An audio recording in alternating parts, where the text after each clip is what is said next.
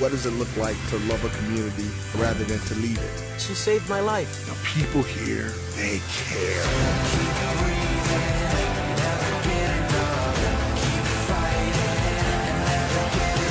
Someone cared enough to help them get better.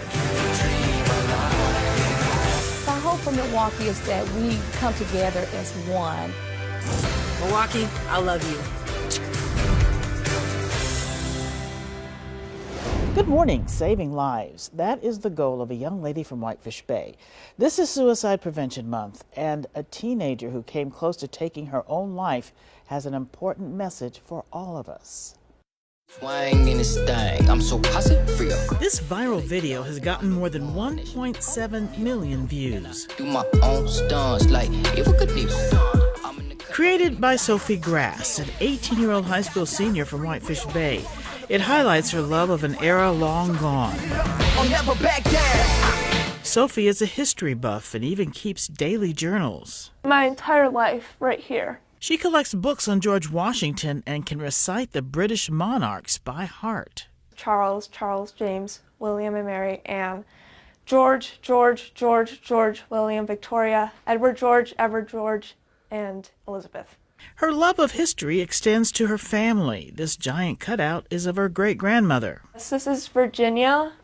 She was a very strong woman. But this high school senior wants people to remember the outward demeanor of teens does not always tell the full story.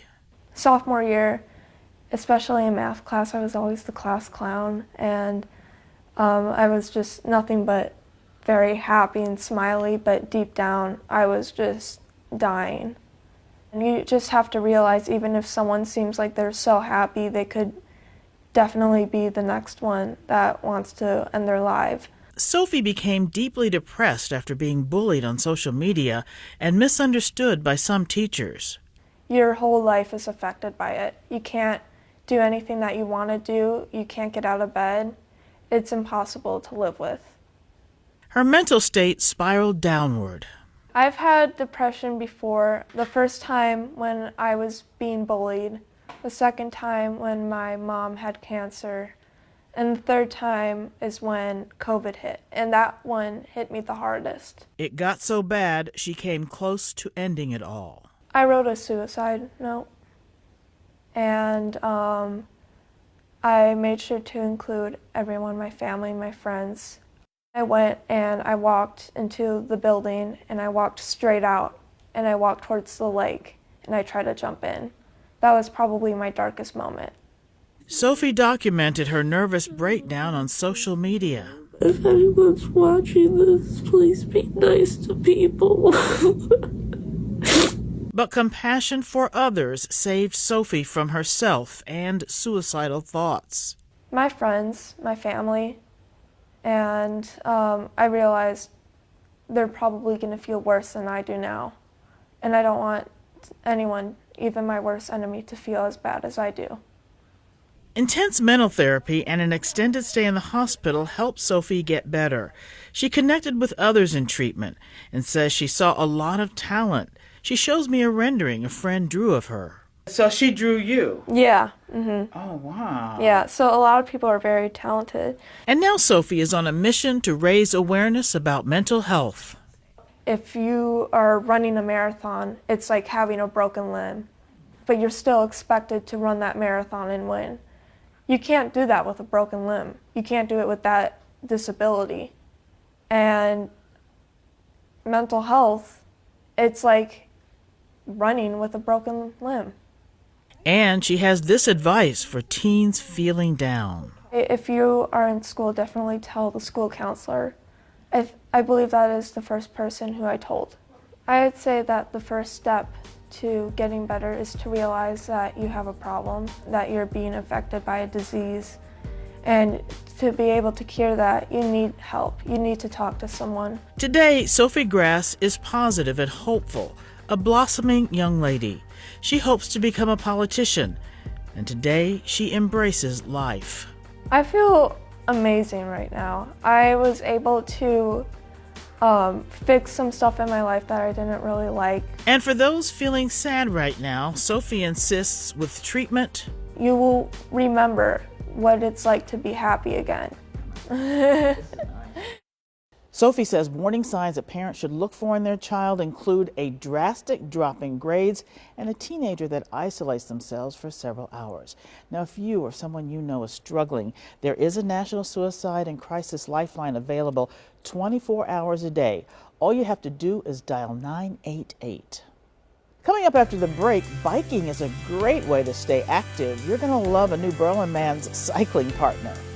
Plus, we're going to introduce you to a new homeowner and tell you how he's trying to inspire others to do the same.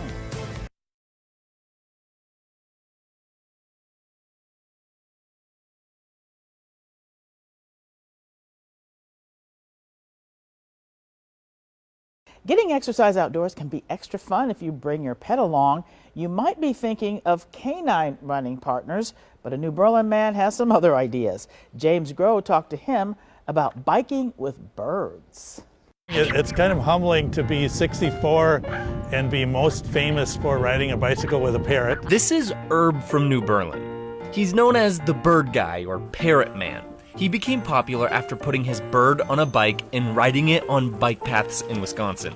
He has thousands of likes on his Facebook page. Just the opportunity to give people a smile or a chuckle is a nice thing. Sammy is Herb's newest bird companion. He was a rescue parrot. Herb got him when he had a broken wing.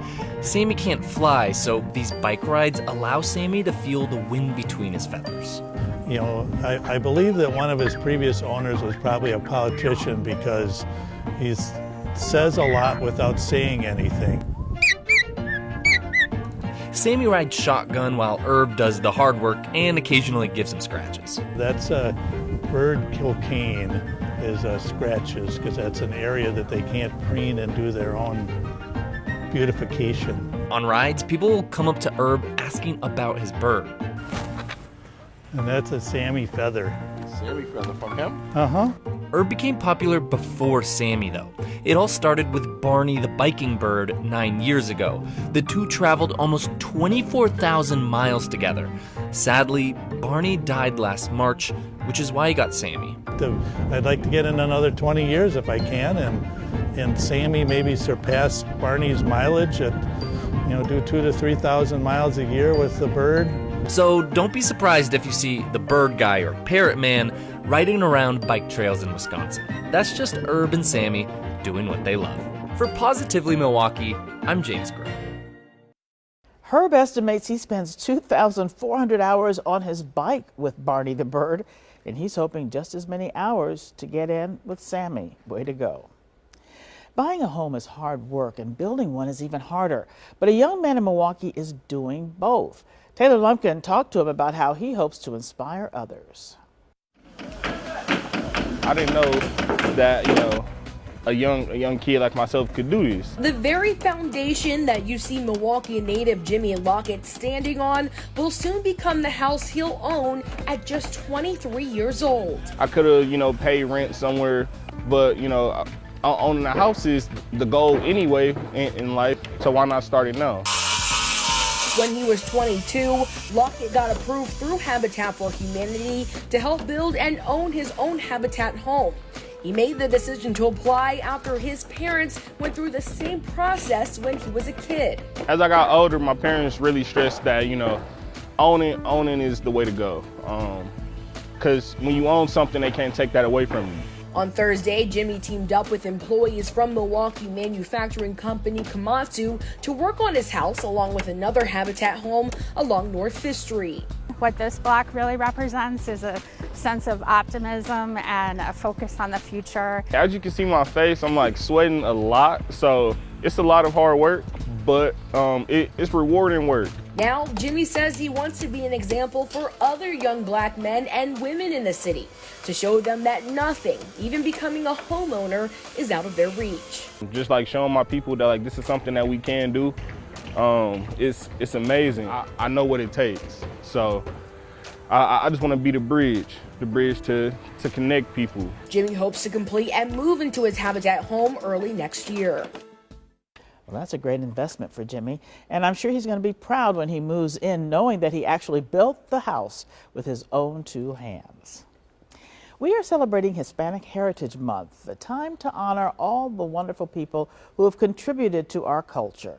Sarah McGrew talked to two sisters in Milwaukee trying to make sure Hispanic stories are heard through reading. Y todo el mundo está agarrando ese libro, pero nadie la compra. For Valeria Cerda, being able to share Latina stories is revolutionary. Even go back to the 1400s when Mexicans were colonized. Our books were burned by the Spanish. It's always been a form of violence against us to have our knowledge and our stories, I guess, taken away from us. That's why she and her sister, the daughters of Mexican immigrants, decided to start La Revo Books. For us, this is our way of reestablishing that, we are allowed to have access to our own stories. La Revo is a Latina and BIPOC-focused bookstore. They don't have a storefront, but sell bilingual books online and at various pop-ups across the city. La Revo Books provides literature that I didn't have as a young person. I didn't have a lot of access to books or children's books that were completely in Spanish. Data from UW-Madison's Cooperative Children's Book Center shows that in 2021, just 7% of the children's books were about Latino characters. We aim to provide literature that really does change people's lives and something that really helps people see their identity reflected in the books that we offer. And what does La Revo mean? La Revo is short for the revolution in Spanish. The name reflects us because we want to lift up the revolutions that have brought us here, and also how revolutionary it is to have literature that is about you and that reflects your culture. La Revo actually set up shop at several events last weekend for Hispanic Heritage Month celebrations. So if you'd like to shop some of the sisters' books, we have all that information for you. We have a link at tmj4.com. Coming up just ahead, we're going to introduce you to a Milwaukee icon who paved the way for many others to follow their dreams. But first, we've got to meet our Positively Milwaukee Pet of the Week. S'mores and Cookie are a bonded pair of guinea pigs. They stay with the Humane Animal Welfare Society of Waukesha County. Now, guinea pigs are very social creatures, and these gals have been together their whole life. So it's in the best interest to keep them together. But that means you get a 2-for-1 deal on your adoption fee. S'mores and Cookie are both playful and friendly. They love to be held, and they're very gentle. The staff at Hawes take care of quite a few interesting creatures in their small animal department. The shelter isn't just about cats and dogs. If you are interested in learning more about S'mores and Cookie or any other pet at the Humane Animal Welfare Society of Waukesha County, visit hawespets.org or call 262-542-8851.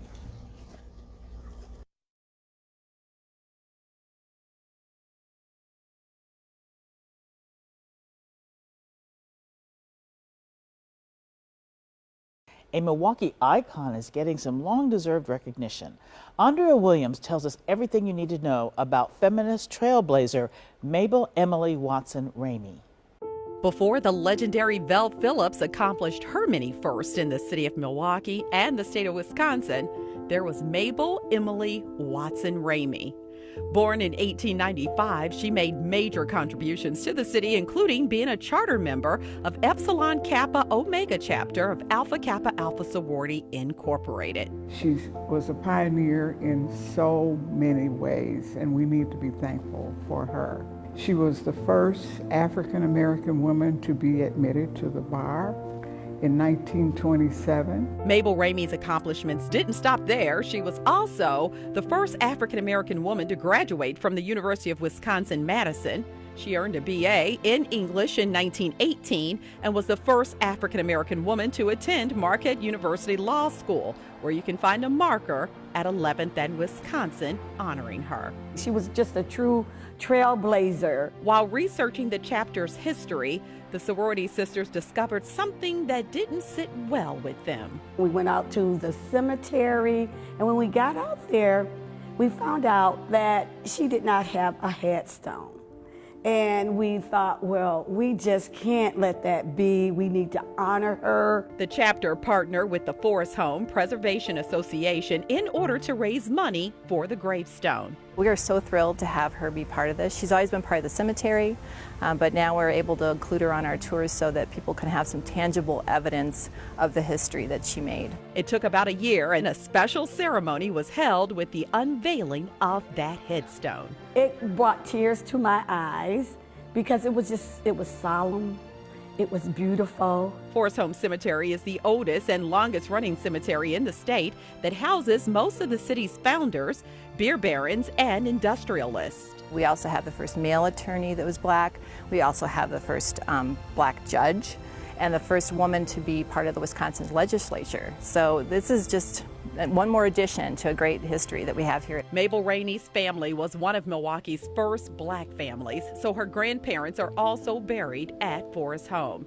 She's also remembered as an original member of the Milwaukee Urban League, founder of the Northside YWCA, and the Milwaukee chapter of the National Association of Black Women Attorneys is named in her honor.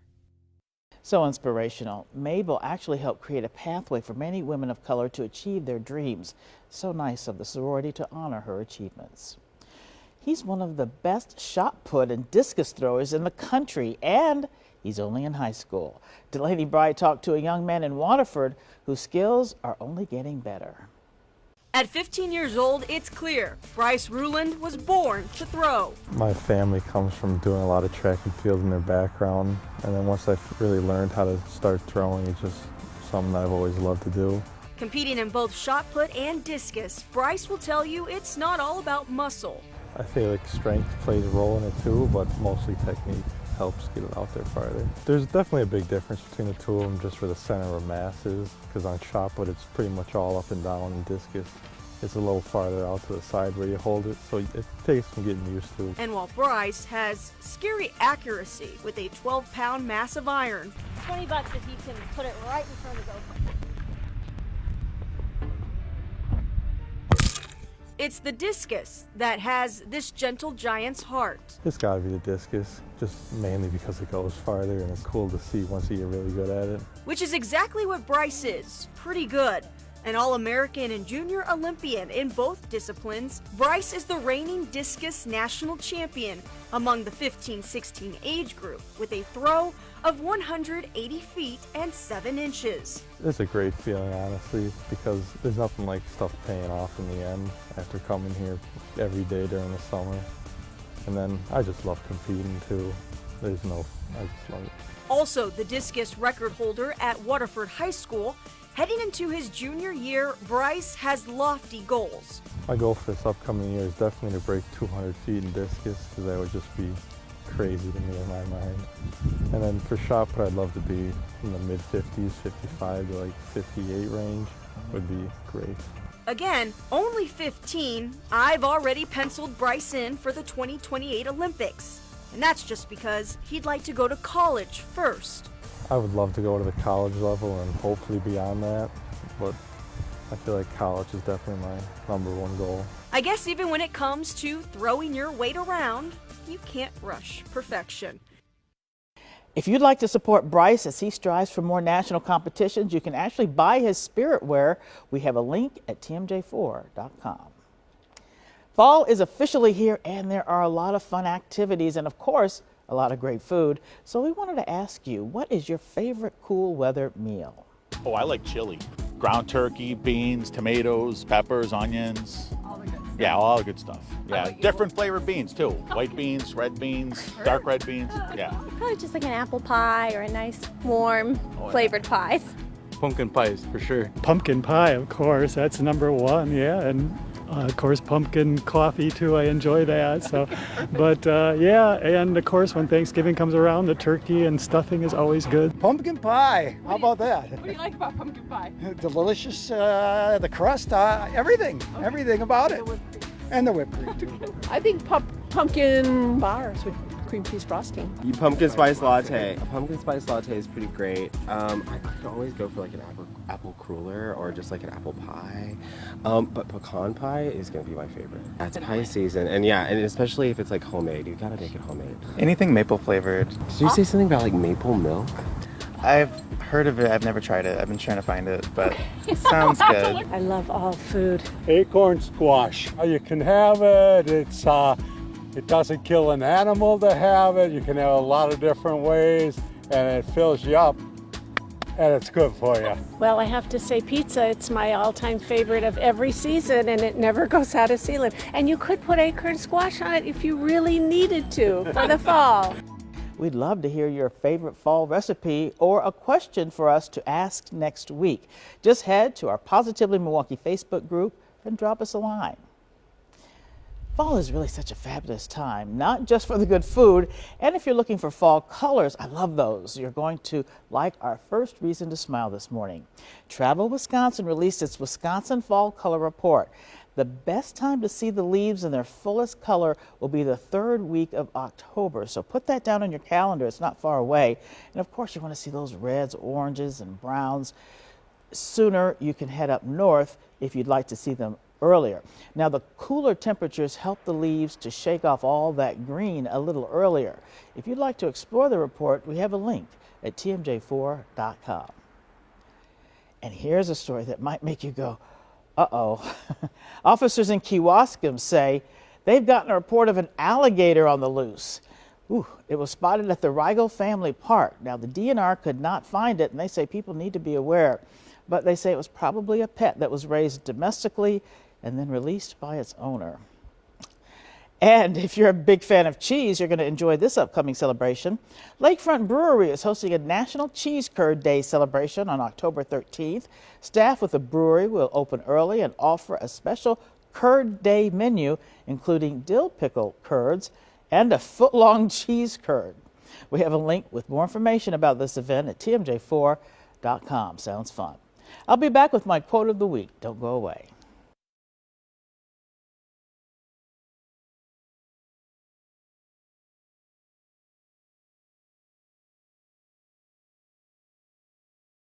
You only have what you give. It is by spending yourself that you become rich. Our quote of the week is in honor of Hispanic Heritage Month. It comes from Chilean author Isabel Allende. Allende is one of the world's most widely read Spanish language authors. When the Chilean government was overthrown in the 70s, Allende helped refugees leave that country. She herself was forced to flee to Venezuela, which is where she began writing. And even after she became a successful author, she continued to help the world, serving with the United Nations. So let's keep Allende's lessons in mind. Give of yourself, and you'll find yourself rich in spirit.